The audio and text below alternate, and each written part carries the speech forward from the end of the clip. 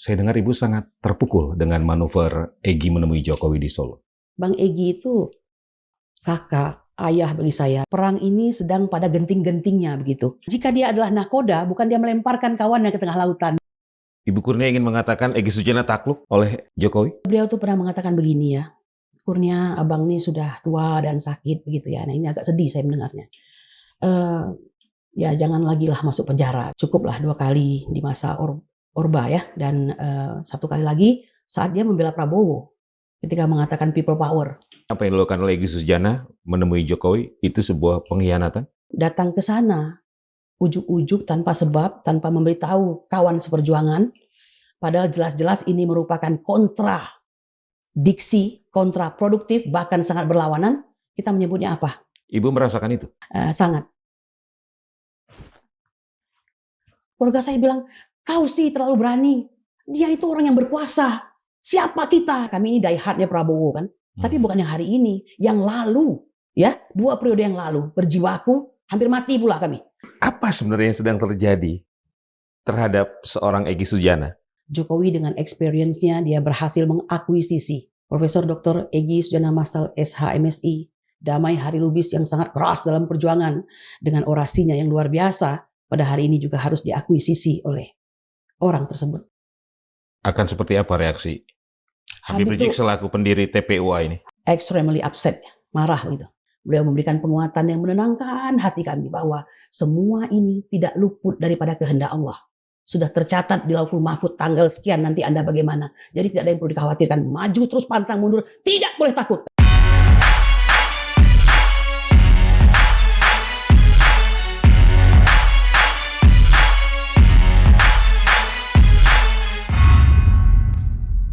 Assalamualaikum warahmatullahi wabarakatuh. Sobat Modilog, Alhamdulillah Margi Sarif hadir kembali menemani Anda, dan di episode kali ini kami menghadirkan narasumber, seorang ibu, seorang pengacara juga yang tergabung dalam tim pembela ulama dan aktivis atau TPUA yang dipimpin oleh Egy Sujana. Namun sang ibu ini baru saja dipecat ya oleh Egy Sujana karena dinilai tidak patuh kepada tim dan juga dinilai menciptakan disharmoni di dalam TPUA. Dan sang ibu juga merasa sangat terpukul pasca manuver yang dilakukan oleh Egy Sujana menemui Jokowi di Solo, Jawa Tengah. Langsung saja saya sapa Kurnia Tri Royani. Ibu, terima kasih sudah hadir. Alhamdulillah, terima kasih. Assalamualaikum warahmatullahi wabarakatuh. Waalaikumsalam warahmatullahi wabarakatuh. Saya dengar Ibu sangat terpukul dengan manuver Egy menemui Jokowi di Solo. Terpukul itu maksudnya begini ya. Tidak ada orang yang tidak terpukul jika kawan seperjuangan itu tiba-tiba melakukan hal di luar daripada pengetahuan kita, dan obviously itu suatu hal yang luar biasa. Yang saya masukkan adalah begini ya. Ini jika diibaratkan sebagai perang ini sedang pada genting-gentingnya begitu. Maka yang harus dilakukan oleh para balanya itu adalah saling mengkonsolidasikan diri bersama-sama, kompak, dan menyusun kekuatan. Jadi bukannya berlari meninggalkan kawan begitu. Nah jika dia adalah nakoda, bukan dia melemparkan kawannya ke tengah lautan begitu. Itu yang saya maksudkan. Berjuang untuk memenangkan pertarungan dengan mengalahkan lawan itu biasa. Tetapi mengambil lawan menjadi kawan itu luar biasa. Saya kira begitu. Oke. Jadi apa yang dilakukan oleh Egy Sujana menurut Ibu Kurnia? Ini panjang ya untuk digambarkan. Karena kita tahu bahwa apa yang dilakukan oleh Bang Egy yang saya hormati ini tidak lepas kaitannya dengan perkara ijazah palsu Joko Widodo. Dan today itu sudah masuk bulan ke-8. Anda bayangkan jika ini adalah lautan, kami sudah merasakan gelombangnya ya. Gelombang tinggi, gelombang pasang, kemudian sedikit tenang, lalu digelombangkan lagi dan segala macam begitu. Nah di saat-saat krusial itu, karena ini idenya adalah ide Bang Egy Sujana ya, dalam artian dia pemimpin kami, dan perkara ini sudah hampir 4 tahun begitu, dan melaporkan Joko Widodo ke Bareskrim itu adalah bagian dari rangkaian rigid usaha-usaha yang kami lakukan sebagai anak bangsa yang mencintai bangsa ini. Ya, jadi saat melaporkan ke Bareskrim itu ide Bang Egy yang kita turuti. Saya pada saat itu sedang sangat sibuk di PIK 2. Ya, perlu Abang ketahui bahwa semua proyek kami ini adalah proyek pro bono. Lahir dari kesadaran kecintaan kepada bangsa, maka no one cent. Tidak ada 1 sen pun. at all. Ya, jadi benar-benar kalau kami berangkat sidang bayar sendiri, makan siang sendiri, begitu kan? Kalau seandainya kami dikalahkan karena NO, non fan kerevel oleh hakim-hakim, dan itu kebanyakan seperti itu begitu, maka kami akan banding dengan urunan sendiri begitu. Jadi ini juga menjawab bahwa jika ada semacam fitnah kepada kami atau tuduhan bahwa ada orang besar di belakang kami yang membiayai ini, baik besar badannya, besar kekuasaannya maupun besar uangnya, itu adalah suatu fitnah begitu. Ini benar-benar dari kami, oleh kami untuk negara ini begitu. Oke. Jadi manuver Egy Sujana ke Solo sama sekali tidak dibicarakan dan tidak diketahui oleh TPU. Jadi begini ya. Kami berangkat ke Solo 16 April 2025 setelah 2 kali berkirim surat. Perjalanan ini untuk 2 hal. Pertama ke UGM Yogyakarta dan yang kedua adalah ke rumah Pak Joko Widodo di Kutai Utara nomor 1. Ini ide Bang Egy dan tentu saja ide Bang Rizal Fadila juga begitu. Kita sudah sedemikian lama berjuang ingin mendapatkan kepastian hukum terhadap ijazah palsu Joko Widodo ini. Ijazah yang diduga palsu. Jadi kalau mengatakan palsu makanya saya tersangka. Ya. Nah, jadi kami sudah berjibaku lah. Pengadilan Negeri Jakarta Pusat, kemudian Bambang Tri dan Gus Nur ditangkap berubah menjadi pengadilan pidana. Kami tetap juga 2 daripada klien tersebut dihukum walaupun tidak pernah memperlihatkan bukti ya. Istilah Bang Egy sendiri loh ini mengatakan bagaimana kalian bisa menghukum orang sedangkan bukti asli tidak pernah dipertontonkan atau diperlihatkan di pengadilan oleh 35 saksi. Ketika Bang Egy tanyakan kepada jaksa, Pak mana ini ijazah aslinya? Tidak ada Bang, kami hanya mendapatkan dari polisi ini saja begitu. Dan dihukum orang tersebut. Atau kalau kita mundur flashback ke belakang, bagaimana bisa mem-P21-kan seseorang jika modalnya hanya fotokopi begitu, ya kan? Tapi sudah terjadi. Klien kami dihukum 4 tahun setelah sebelumnya direncanakan dihukum maksimal oleh jaksa 10 tahun dan itu oleh hakim dihukum 6 tahun. Kita banding jadi 4 tahun, diperkuat dengan kasasi menjadi 4 tahun. Nah, kami kemudian melakukan kembali gugatan di Pengadilan Jakarta Pusat kembali dengan perkara nomor 610. Dan seperti biasa, kami sudah duga itu ini on fan kerevel, jadi tidak bisa diterima dengan anggapan bahwa itu bukan wilayah kewenangan mereka. Dan disitulah kami untuk pertama kalinya bertemu dengan Oto Hasibuan dan terakhir pula bertemu karena langsung keputusan sela ya seperti itu. Nah jadi setelah itu semua kan kita bingung ini bagaimana cara mendapatkan sementara kejahatan kemanusiaan boleh dikatakan seperti itu terus berlangsung. Nah akhirnya ada ide melapor ke Bareskrim yang tidak pernah menjadi laporan melainkan hanya dumas. Biasalah kalau rakyat yang melapor orang yang sedang berkuasa atau setidaknya punya kekuasaan besar itu kan tidak diterima, ya. Ini bukan tuduhan loh, itu istilahnya tuh sesuatu yang sudah menjadi track record yang bisa kita pahami gitu. Nah, beberapa bulan tidak diapa-apakan, padahal kami terus melakukan renewal bukti-bukti, 9 bukti, 4 bukti, 1 bukti, hingga total hampir 14 atau 15 bukti.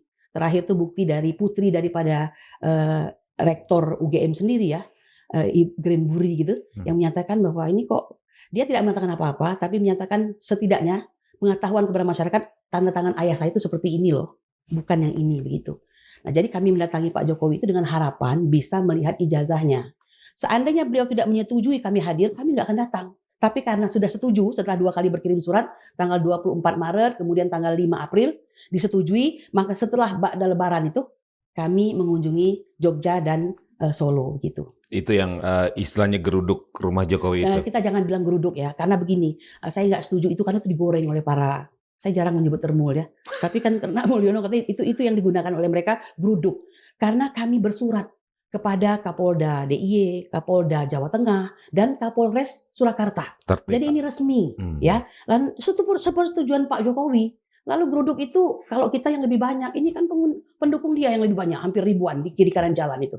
Dan kami sebenarnya terancam ya, karena sudah ada Hercules di situ, sudah ada Sylvester Matutina yang hari ini entah di mana, ya, yang sudah inkrah hampir 6 tahun tapi tidak juga melaksanakan pidananya itu begitu. Nah, yang kami harapkan tanggal 16 April itu Bang Egy memimpin kami, karena kami menganggap ini seperti sebuah jihad ya, jihad lah ya kan, ini untuk bangsa loh. Kita memerlukan untuk mengetahui kepastiannya. Orang sudah ada yang dihukum, tetapi banyak pertanyaan-pertanyaan question mark yang harus dijawab begitu. detik-detik terakhir mau berangkat beliau tidak ada. Tapi karena memang ibu-ibu, bapak-bapak yang tua-tua ini militan ya, jadi ya nggak ngaruh sih. Cuma bertanya nih kemana pimpinan kita gitu. Nah kebetulan kami di perjalanan Sama mendarat, sekali nggak ada kabar tidak ada komunikasi? kabar. Tidak ada kabar sampai dengan tengah malam. Ya kita bisik-bisik kemana Bang. Karena begini ya, saya walaupun harus membuka ini semua, Bang Egy itu kakak, ayah bagi saya begitu ya. Jadi membuka ini seperti membuka luka ya, luka dia maupun luka kami. Nah jadi ada semacam dilema dalam diri saya. Tetapi kalau sudah kita saat ini nggak main-main loh, kita ini udah tersangka. Lalu kita dipecat pula. Apa yang bisa saya lakukan kecuali bicara apa adanya ya, terukur lah begitu. Oke. Insya Allah adil, saya tidak pernah berbuat melebihi daripada itu atau melampaui batas karena kita takut akan Allah. Oke. Beliau tidak memimpin kami ke Solo. Akhirnya di hadapan Bapak Joko Widodo itu saya mengatakan, mohon maaf Bapak, posisi saya ini harusnya adalah pemimpin kami, Profesor Dr. Egy Sujana Mastal SHMSI. Tetapi karena beliau ditangkap ya, jadi dan berita ini saya malamnya itu di tengah malam itu saya live untuk menyampaikan bahwa beliau ditangkap gitu. Nah itu beritanya seperti itu yang harus saya sampaikan dari DHL selaku penanggung jawab dan korlap kami dan Rusam Effendi, ya kan?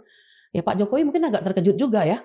Itu saya tidak tahu. Oh jadi Ibu menyampaikan Saya kepada menyampaikan Pak Jokowi kepada Pak Jokowi bahwa Bang Egy ditangkap. ya, bahwa ini adalah resiko profesi, beliau ditangkap.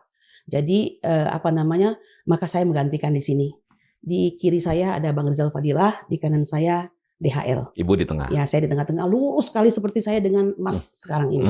Oke. Nah jadi mejanya persis seperti ini, kurang lebih besar sedikit lah gitu. Meja yang sering datangin para oligarki, polisi-polisi, dan mungkin juga pernah Pak Prabowo saya lihat ada di situ. Hangat sambutan Pak Jokowi hangat? Sebenarnya baik ya, dalam artian beliau tuh orang yang sangat terencana dan terukur saya melihatnya ya. Maksudnya tidak berlebihan begitu. Ketika saya puji seperti itu, wah pendukung kami itu marah semua. Wah bukurnya sudah kena ini jampe-jampe ini kali, kok jadi baik sekali itu. Padahal nggak begitu. Saya itu apa adanya aja gitu. Ya semula mungkin beliau berusaha baik, ada apa begitu kan, silahkan sampaikan maksud dan tujuan. Di tengah-tengah, persis seperti yang disampaikan oleh Bang Rizal kemarin, dalam Madilog juga bahwa ada semacam ketegangan lah di tengah-tengah itu. Karena kita mulai menyampaikan maksud, ya kan, beliau setuju atau tidak dengan yang saya sampaikan, ya kan, lalu mulai menyampaikan bahwa jika Anda yang mendalilkan, Anda yang harus membuktikan, kan begitu. Seperti itu. Dan Egy tidak ada.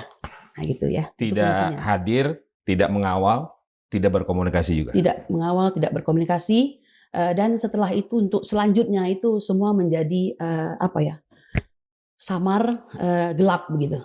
Sebelum sampai ke sana, pasca pertemuan 16 April 2025 di rumah Pak Jokowi, apakah TPUI yang hadir di Solo melaporkan kepada Bang Egy selaku ketua? TPUA ya. Iya, TPUA. Tim Pembela Ulama dan Aktivis. Jadi saya pikir itu nampaknya yang melakukan laporan Bang DHL. Dan saya melihat sendiri loh bahwa Bang DHL bilang, Bang, adik-adik abang sangat membanggakan gitu. Gak ada takutnya Bang, mereka bisa tampil apa adanya mengatakan kebenaran di hadapan Pak Joko Widodo. Itu yang saya tahu.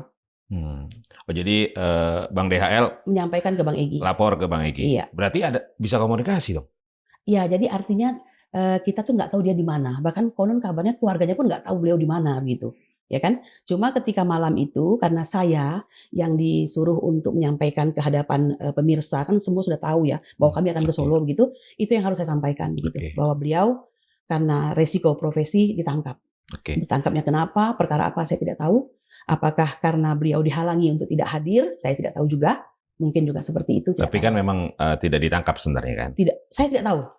Jadi itu gelap buat saya nggak tahu apa-apa itu. Pada tanggal 16 April itu? Iya, jadi pokoknya saya harus mengatakan dia ditangkap. Dan ini berat sekali untuk menyampaikannya. Wajah saya yang tampil di depan pemirsa begitu kan. Ketika hal itu disampaikan kepada Pak Jokowi, Pak Jokowi agak kaget juga. Dia tuh tidak berlebihan tapi mungkin ini ya semacam di luar daripada perkiraan dia gitu. Begitu, saya kira begitu.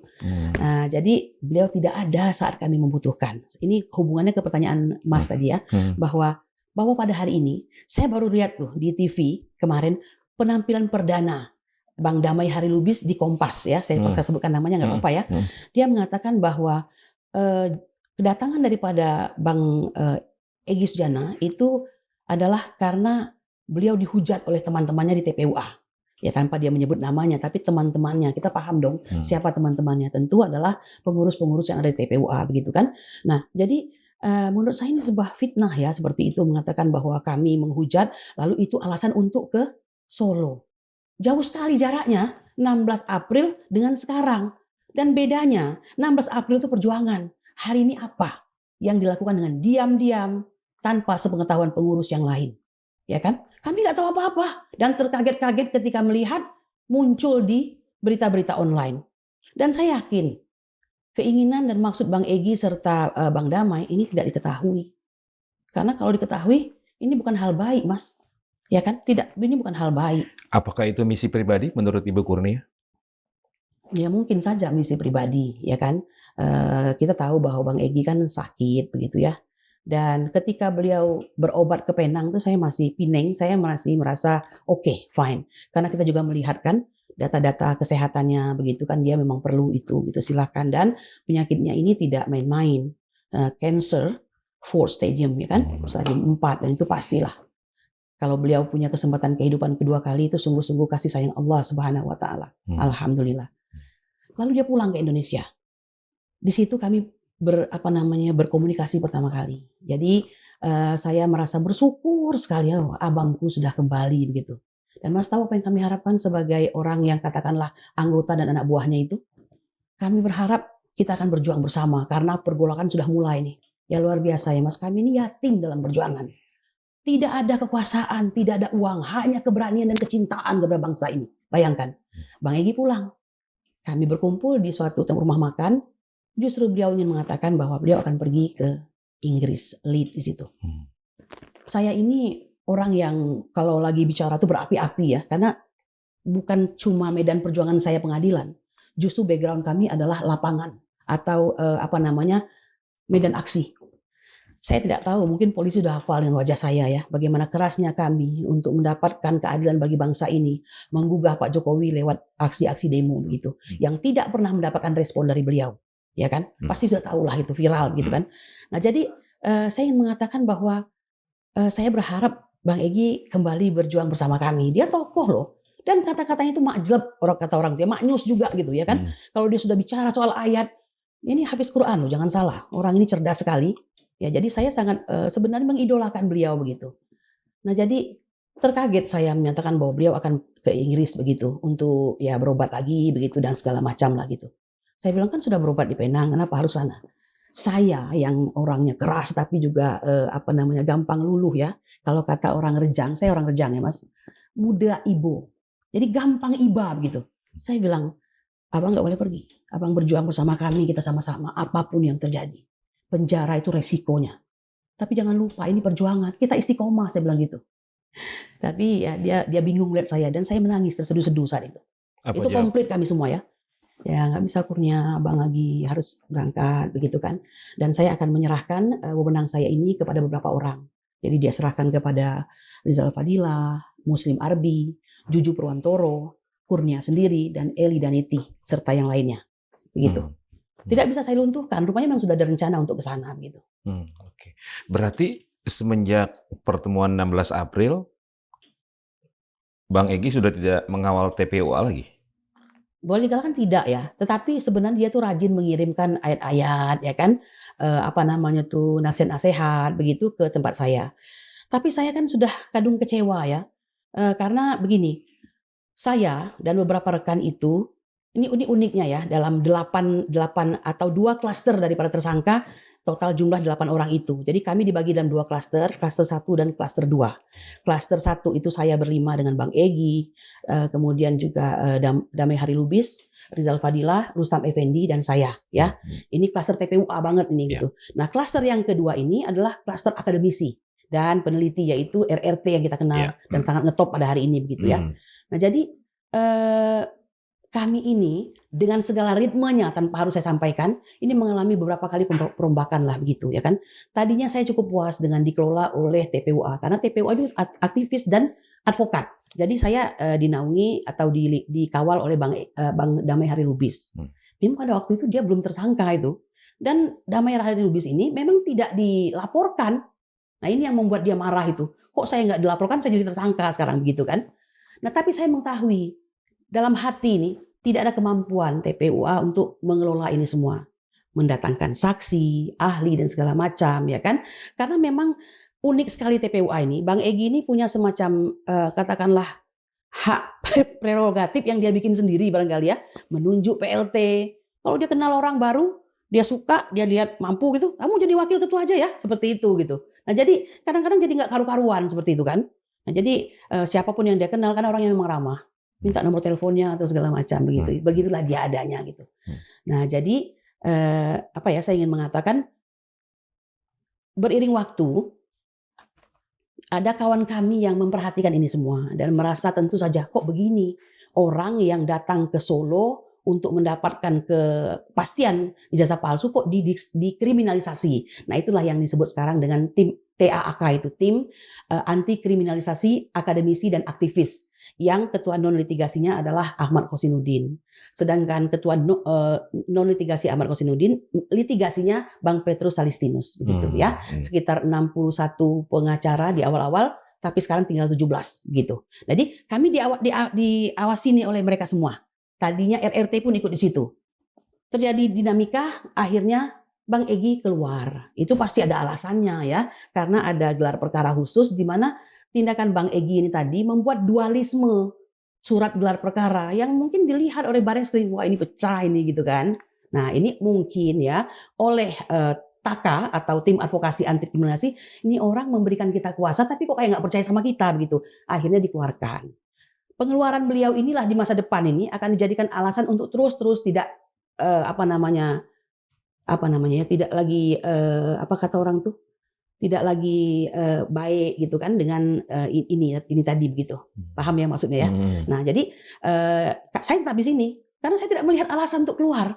Mereka tertib, mereka disiplin, mereka mengirim surat secara teratur, mereka melihat kebutuhan apa ini, mengajukan ini, mengajukan itu secara tertib seperti organisasi. Ya kan? Jadi saya tidak keluar dari situ. Nah, maunya Bang Egy saya ngekor ke dia gitu. Bagaimana saya mau mengekor sedangkan beliau ada di Inggris, entah di mana dan segala macam ya kan? Orang-orangnya juga sebagian besar sudah ada di TAKA gitu kan. Bang Azam di TAKA. Padahal Bang Azam juga TPUA kan gitu. Jadi yang di luar ini hanya Bang Damai Halubis dan Bang Egy sendiri begitu. Jadi tolonglah yang masuk akal begitu kan, mengharapkan saya selalu obey, patuh gitu kan, percaya kalau seandainya tidak mampu melakukan apa-apa gitu.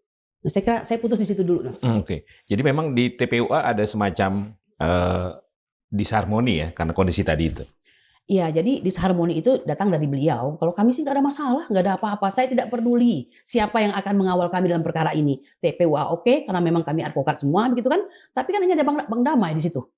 Yang lain Bang Azam, tapi Bang Azam sudah ada di TAKA ini ya. Dan kalau Bang Azam tarik sini oke, tapi apa visi dan misinya itu bagaimana, begitu kan. Oke. Nah jadi makanya kami dihandle oleh Ahmad Khosinuddin dan kawan-kawan, dan Bang Petrus Salistinus begitu, dan lain-lainnya, banyak lah gitu. Oke, apakah memang Ibu Kurnia merasa ada semacam kecemburuan Bang Egy terhadap tim yang lain ini? Ya, jadi begini ya.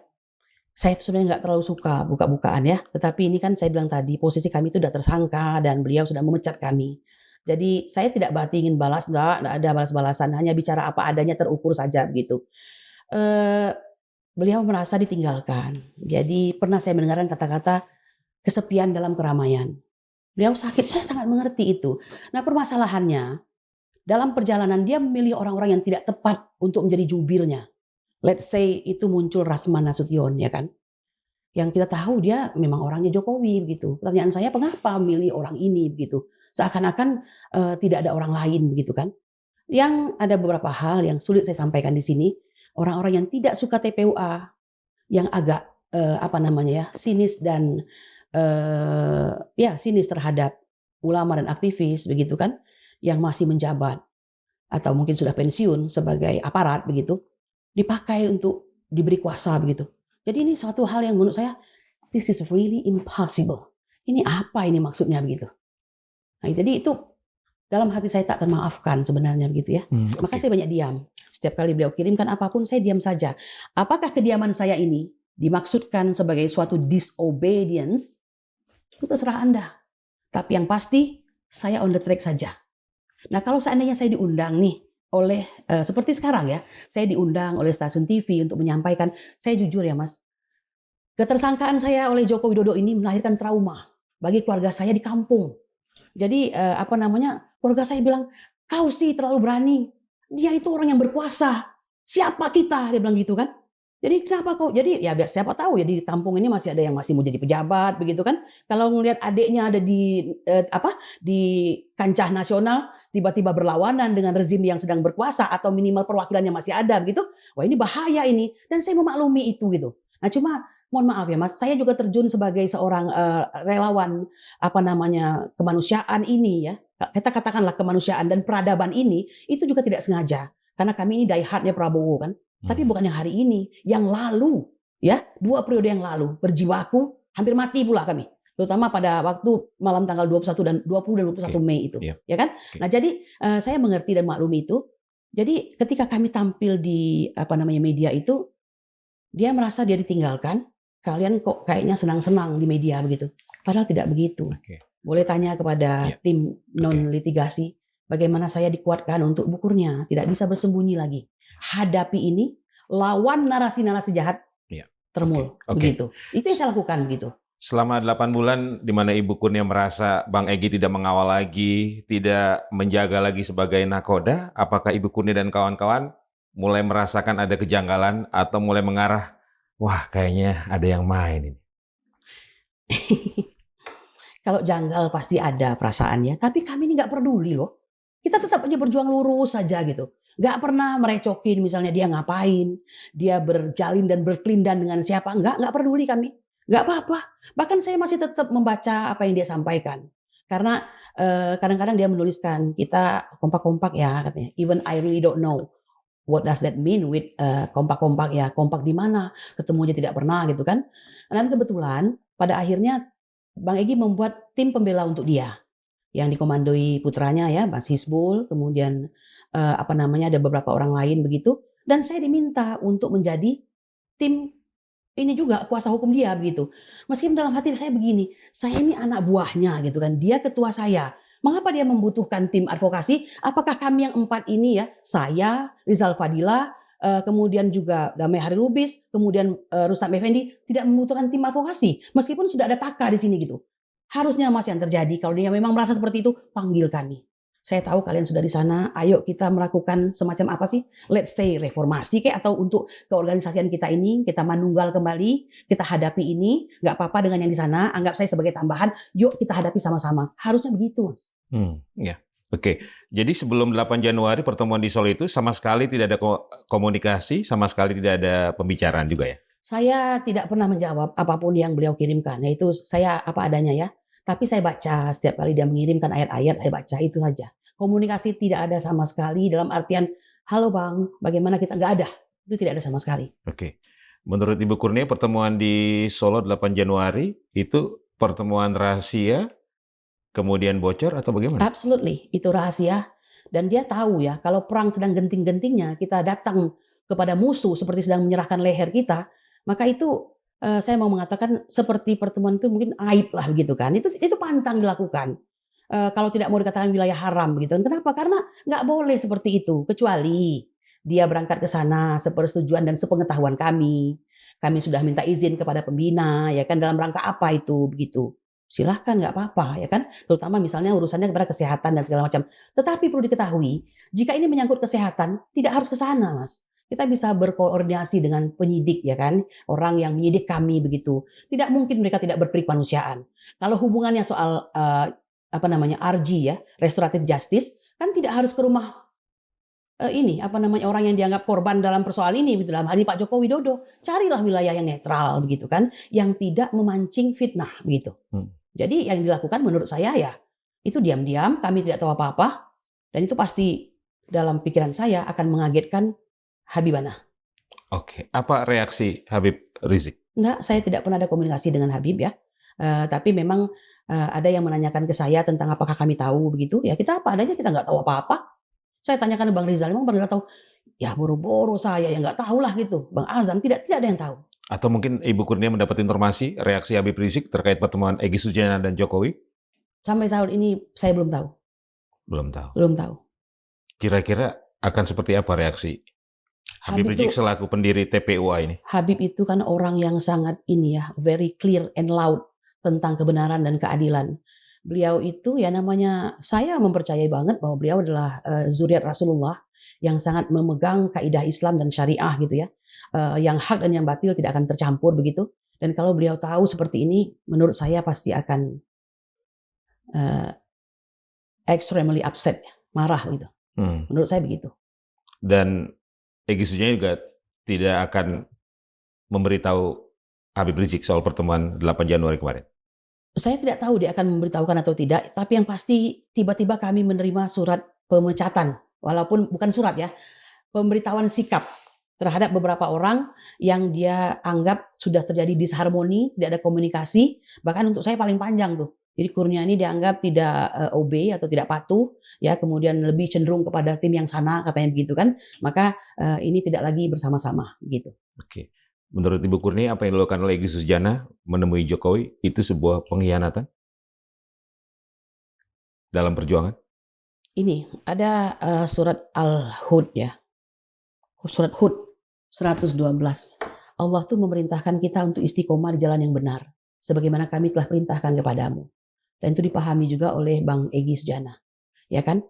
Nah, kalau Anda bertanya itu, datang ke sana ujuk-ujuk tanpa sebab, tanpa memberitahu kawan seperjuangan, padahal jelas-jelas ini merupakan kontradiksi, kontraproduktif, bahkan sangat berlawanan, kita menyebutnya apa? If you say itu adalah betrayed atau pengkhianatan, I'm not saying that, tapi mungkin seperti itu begitu. Ibu merasakan itu?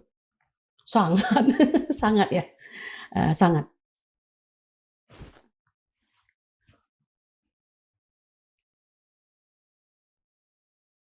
Sangat menyakitkan ya.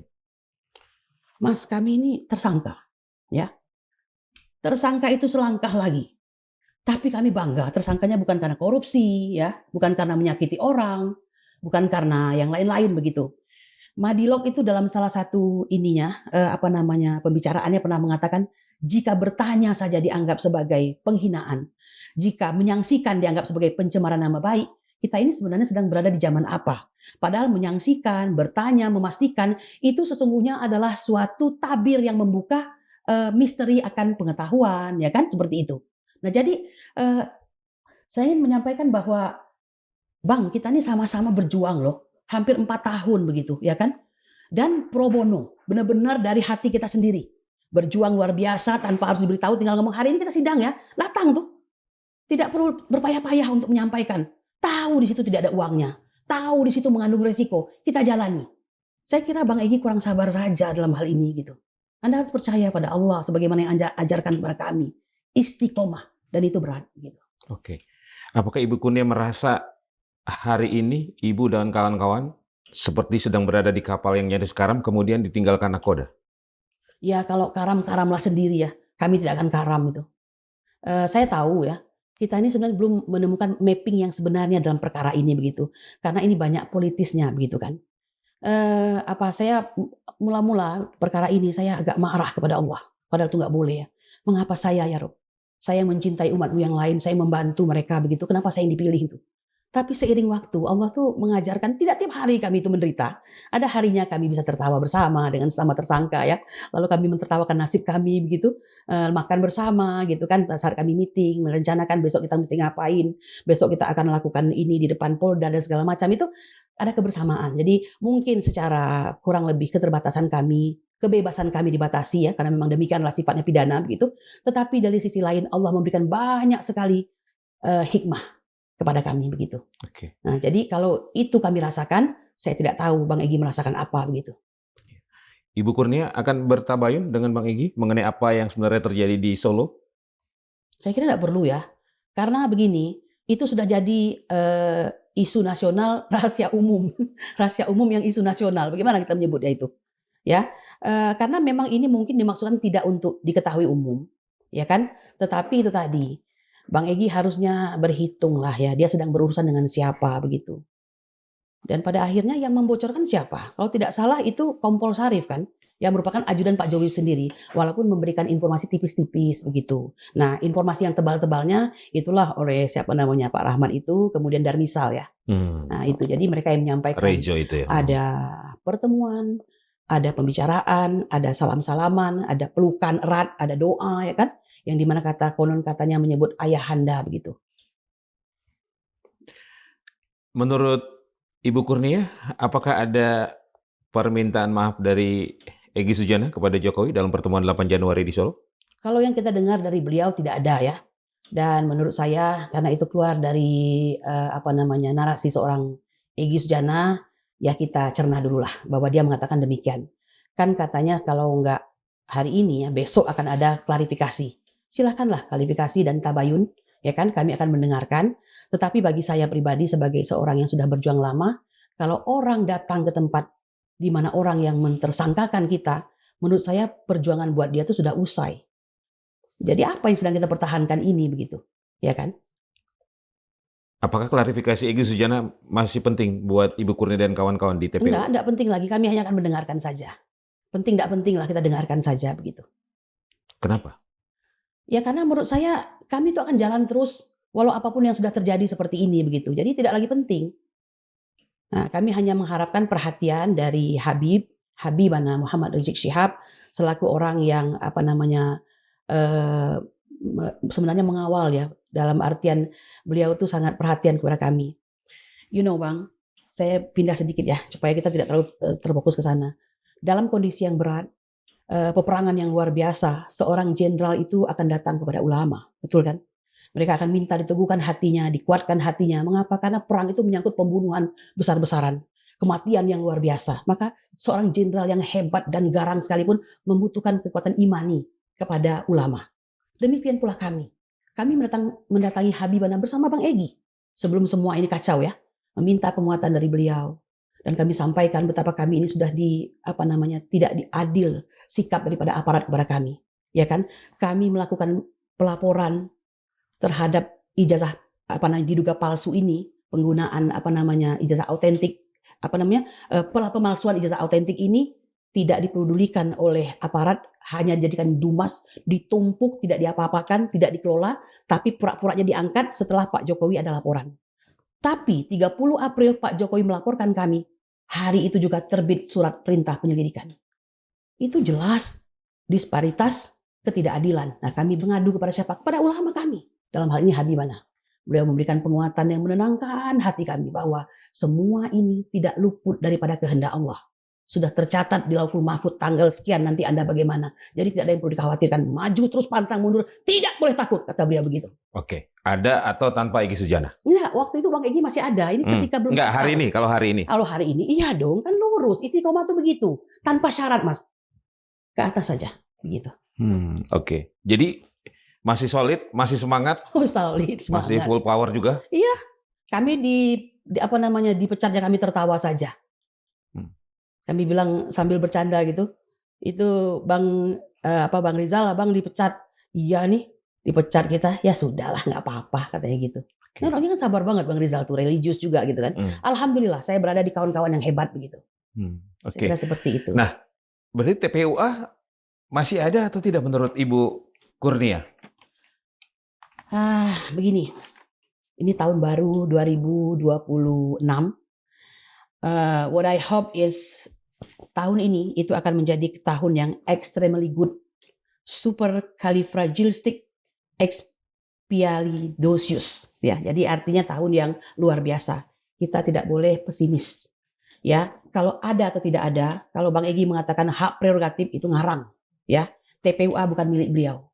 TPUA itu dibentuk oleh Habibana Muhammad Rizik Syihab dan para ulama, maka beliaulah yang menentukan ada atau tidak ada. Jika hari ini beliau mengatakan TPUA tidak ada, tidak apa-apa, tidak ada. Wong kami ini hanya untuk ini kok bertugas. Kami ini petugas, agent of change, ya kan, agent of justice, begitu saja. Tapi bukan Bang Egy yang meniadakannya gitu. Jadi kalau hari ini dia pecat, ya pecat saja. Bagi saya itu hanya memisahkan bird, a feeder, flock together. Jadi burung-burung yang berbulu sama itu akan berada pada dahan yang sama begitu. Dahulu saya mengira begitu, rupanya kami punya bulu yang berbeda, sehingganya dia pindah ke dahan lain begitu. Sebagai orang yang sudah cukup lama mengenal Egy Sujana, apa sebenarnya yang sedang terjadi terhadap seorang Egy Sujana? Begini ya, Sejauh Ibu Kurnia mengenal Egy ya Sujana. Egy itu hebat, itu pasti, jelas itu. Cerdas, iya. Religius, iya juga begitu. Tapi dia kan manusia, ya kan? Ini menurut saya di antara kegamangannya itu tadi, apakah istiqomah itu sudah benar-benar atau tidak begitu kan? Kita kan diuji selalu begitu. Tapi di sisi lain, ini membuktikan bahwa Jokowi dengan experience-nya dia berhasil mengakuisisi beberapa orang yang dulu pernah membencinya, mengatakannya, bahkan mungkin berseberangan dengan dia menjadi berpihak kepadanya gitu. Let's say ini sebagai contoh saja, kita dulu yakin Bang Yusril Iza Mahendra nggak bakal tuh ada di di pihak Pak Jokowi misalnya kan. Even sekarang memang dia ada di pemerintahan Pak Prabowo. Nah, kemudian Lanyala yang juga keras gitu kan. Ada lagi Ngabalin misalnya. Justru dia jadi pembela nomor 1 begitu kan. Nah ini kemampuan Pak Jokowi mengakuisisi orang-orang tersebut begitu. Sungguh sangat disayangkan jika Profesor Dr. Egy Sujana Mastal SH MSI, Damai Hari Lubis yang sangat keras dalam perjuangan dengan orasinya yang luar biasa pada hari ini juga harus diakuisisi oleh orang tersebut gitu. Ibu Kurnia ingin mengatakan Egy Sujana takluk oleh Jokowi? Beliau tuh pernah mengatakan begini ya, Kurnia abang ini sudah tua dan sakit begitu ya. Nah ini agak sedih saya mendengarnya. Ya jangan lagi lah masuk penjara gitu ya kan. Cukuplah 2 kali di masa Orba ya, dan 1 kali lagi saat dia membela Prabowo ketika mengatakan people power. Kita tahu sendiri kan bagaimana sensitifnya pemerintahan Joko Widodo. Sedikit salah ngomong langsung gitu kan. 2 kali cukuplah. Abang tuh mau sholat begitu kan. Nanti tahu-tahu tikus keluar dari lubang WC begitu. Bagaimana abang bisa sholat? Itu mungkin bayangan-bayangan itu. Dan jangan lupa dia sakit. Jadi makanya bang ya saya sangat ingin adil dalam hal ini. Saya tidak terlalu menyalahkan yang sifatnya membenci, tidak. Saya hanya menyampaikan apa adanya ini. Gitu. Mungkin kadang-kadang kekhawatiran ditambah kondisi sakit yang tidak ringan, sakit ini cancer stadium 4, itu membuat orang mungkin berpikirnya kurang jernih atau bagaimana. Gitu. Saya kira seperti itu mungkin. Kenapa Bang Egy tidak segera melakukan klarifikasi ya pasca pertemuan dengan Jokowi di Solo? Saya sudah bilang tadi, ini kan aib ya sebenarnya kan. Wilayah itu tidak harusnya dimasuki. Siapapun tahu itu gitu. Mengapa dia diam-diam? Berarti tidak ingin diketahui. Ya kan? Lalu untuk tabayun buru-buru itu bingung mungkin. Apa yang harus disampaikan? Anda lihat sendiri kemarin, mohon maaf nih ya. Kalau saya jadi Bang DHL, saya nggak akan penuhi itu permintaan Kompas kemarin. Karena Anda belum menemukan jawaban yang pas. Dia lebih banyak melamun kan di dalam menjawab pertanyaan tersebut begitu. Ya saya kasihan juga jadinya, harusnya jangan seperti itu. Tidak usah datang kalau belum siap. Siapkanlah jawaban yang sebenarnya begitu. Ya. Kira-kira apa yang hari ini dirasakan? Ada pertarungan batin apa di Egy Sujana yang menurut Ibu Kurnia dirasakan Bang Egy hari ini? Seandainya ini tidak diketahui umum, mungkin tidak apa-apa. Maka pertarungan itu tidak pernah ada. Tapi karena ini, ya mungkin, I don't know ya, unconditionally kah? Atau memang disengaja kah? Karena dia sedang berhubungan dengan Pak Joko Widodo begitu kan. Akhirnya ini diketahui oleh umum gara-gara kesaksian yang tipis-tipis dari Kompol Sarip tadi gitu. Dan ini menjadi sesuatu yang pasti memukul beliau gitu. Jadi kalau kami terpukul dengan perlakuannya seperti itu, dia terpukul karena ketahuan yang tadi, mungkin begitu. Dan harusnya kan Egy Sujana sudah berhitung soal itu kan? Ya mungkin dia sangat yakin barangkali bahwa manusia mungkin akan berubah begitu kan. Bahwa yang dihadapi ini nggak mungkin selamanya seperti itu begitu. Pasti akan ada perubahan, apalagi ngajaknya kan baik gitu kan. Ya. Oke. Di kalangan emak-emak, ibu-ibu bagaimana? Kecewa semua. Sangat kecewa. Dan itu saya sengaja tidak membuka ini ya, WA saya untuk menerima laporan mereka. Semua bilang kok begini. Semua. Nah itulah mungkin DHL menyatakan di Kompas itu dihujat oleh teman-temannya begitu kan. Nggak ada yang menghujat, itu kekecewaan akibat yang diperbuat sendiri begitu. Oke. Seperti itu. Apa yang paling menyakitkan bagi barisan emak-emak, barisan ibu-ibu yang selama ini berada di pendukung tim mengungkap kasus ijazah ini? Mereka itu berjuang murni ya. Tidak dibayar, bahkan mengeluarkan uang. Kami kalau sidang, makan siang nggak usah pusing, tiba-tiba mereka bawakan nasi kotak. Ya, mereka ini benar-benar orang yang kita kenal sehari-hari. Tiada hari satu kali pun tidak hadir pada persidangan. Tidak mungkin tidak hadir pada saat aksi untuk memperjuangkan sesuatu. Jadi Bang Egy ini sudah menjadi idola begitu kan. Jadi ikon begitu, kejujuran, keadilan, perjuangan gitu kan, baik di medan aksi maupun di pengadilan begitu. Nah, dia ini udah jadi maestro sebenarnya, legend gitu kan. Nah, tapi ini dirusak oleh perbuatan satu hari ini begitu. Oke. Sangat kecewa gitu. Jadi berantakan semua kepercayaan yang selama ini. Berantakan semua. Berantakan. Dan itu sulit untuk diperbaiki. Begini Mas, Fusilat, Quran surat Fusilat ya, ayat 34 kalau tidak salah, yang mengatakan bahwa antara kebaikan dan keburukan itu tidaklah sama, ya kan? Tetapi nanti kamu akan melihat katanya, ada orang yang sebenarnya bermusuhan di pihak kamu dengan di pihak lain, tapi mereka seperti kawan yang setia. Jadi mungkin ya Bang Egy ini sedang menjalankan jangan terlalu fanatik, mungkin maksudnya begitu, bahwa bisa saja kawan menjadi lawan menjadi kawan. Dalam politik itu tidak ada kawan yang musuh yang abadi, nggak ada begitu. Tapi itu tidak bisa kau sematkan, tidak bisa kau terapkan pada emak-emak yang memang militan. Dia melihat perubahan tidak terjadi dan belum terjadi. Kami masih menunggu dari pemerintahan Prabowo. Kami menunggu. Karena kami ini pada dasarnya daihat Prabowo dahulu. Bahwa hari ini dia berkolaborasi dengan Gibran Rakabuming Raka yang tidak lain adalah anak daripada Joko Widodo yang hari ini sungguhnya jadi lawan kami. Itu kami tetap maafkan Pak Prabowo gitu, mengharapkan segeralah Pak ada suatu kebangkitan baru ya kan, ayo Pak gitu kan, apalagi ini gitu. Nah cuma ya harapan itu kan redup-redup nih, kayak rada-rada pupus tapi kadang-kadang muncul karena memang secara orator Pak Prabowo bagus ya, menjanjikan begini. Cuma realisasi itu terasa sangat lamban begitu. Harapan mereka itu justru dari kami-kami yang berjuang ini. Nah ketika melihat Egy seperti itu dan Bang DHL, ya pupuslah harapan itu Bang gitu. Patah. Oke. Setelah Egy Sujana siapa lagi yang akan diakuisisi Jokowi menurut Ibu Kurnia dalam konteks kasus ijazah palsu? Saya mendengarkan nama saya disebut dalam, saya sebutkan saja acaranya ya, Rakyat Bersuara, itu oleh Andi Azwan. Dia mengatakan, Ibu Kurnia juga kalau mau saya antarkan nanti begitu. Saya mau bilang, harusnya Anda tidak bicara seperti itu gitu, ya kan? Posisi tersangka itu sangat berat, tetapi kami tahu ini adalah perjuangan. Jadi jangan kami ditantang-tantang seperti itu gitu. Semangat kami masih kuat. Kami tahu betul yang kami laksanakan dan kami lakukan. Istiqomah ini bukan sesat ya, tetapi sesuatu yang kami yakini dan secara ilmiah sudah dibuktikan oleh Roy Suryo, Rismon Hasiholan Sianipar dan Ibu Tifauzia Tiasuma ya dengan neuroscience-nya, Bang Roy dengan error level analysisnya dan Bang Roy dengan digital forensiknya. Mereka sedang giat-giatnya pada hari. Dan kebetulan dalam posisi tersangka, saya pada waktu itu sebelum dipecat nih oleh klien kami juga.